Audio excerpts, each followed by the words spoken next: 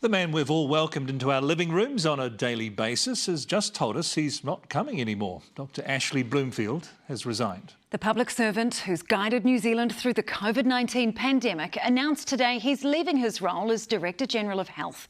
Political editor Jenna Lynch reports. The fan favourite of the 1pm presser. Kia ora koutou katoa. Signing on to one of his last shows. Welcome to the first episode of the final season of the Ash and Chippy Show. The Director General of Health, Dr Ashley Bloomfield, is dropping his mic. My family will be very pleased to have a little more of my time. I just felt it was the right time. After 2 years steering New Zealand through a pandemic, one of our most familiar faces is off for a hard-earned break. You have saved thousands, if not tens of thousands, of lives. He has been tireless, he has been dedicated, he has taken an enormous load and he's contributed to the success that New Zealand has had in keeping people safe through this pandemic. The public absolutely shell-shocked. Did he resign? Oh my gosh, I'm shocked. I didn't know that. So imagine the stress. I'd probably leave too. Was he the one that did the spread your legs? I feel like it's a bit of a loss. I don't even know if I know what he looks like.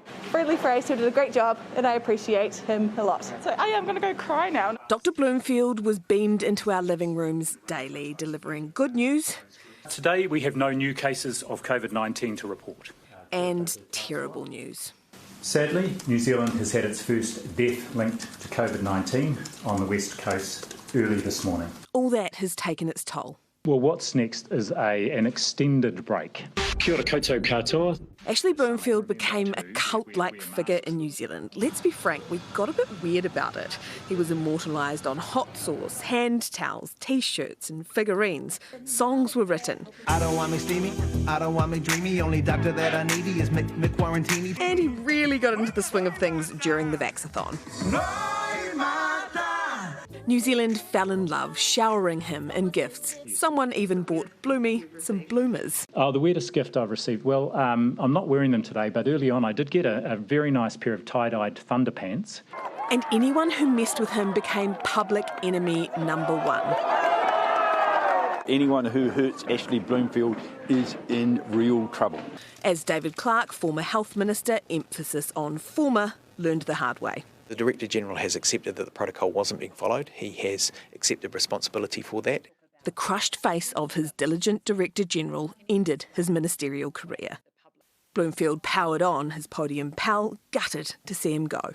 I'm sad, and I'm also very happy for Ashley, if I could call him that publicly once, because I think he thoroughly deserves a break. The pair had become buddies, sharing many a memorable moment. Do you have a favourite moment from the last couple of years?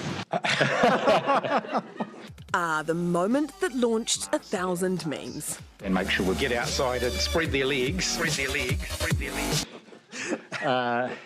Well, there are some moments that are more memorable than others. His more serious answer. Hitting such high vaccination rates. His regrets are few, other than failing to document his thoughts as he plunged the country into lockdown. Keeping a diary, because it was such an intense and, in a sense, unforgettable experience. So, what's next after the long nap? I guess I could say I'm a public servant through and through, so that will be steering what my next steps are. But Prime Minister is off the table. He is not contemplating a run. Not a jot. The podium time then coming to a close. Kia ora koutou katoa. Thank you, Minister. Kia ora koutou katoa. No more kia ora koutou. Instead, ka kite. Bye-bye, Dr Bloomfield. Jenna's with us now. Boy, it's been a ride, hasn't it? How did the news go down in Wellington?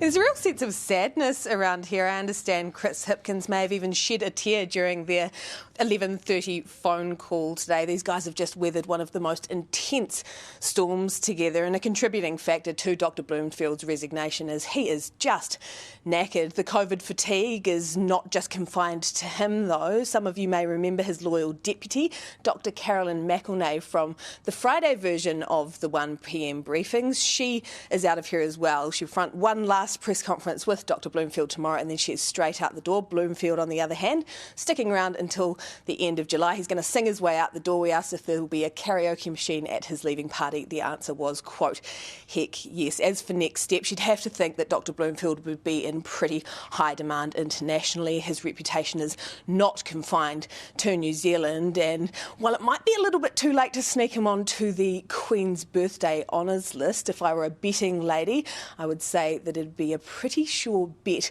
he may get a knighthood at the next available opportunity. Yes, put your money on it, Jenna. Thank you.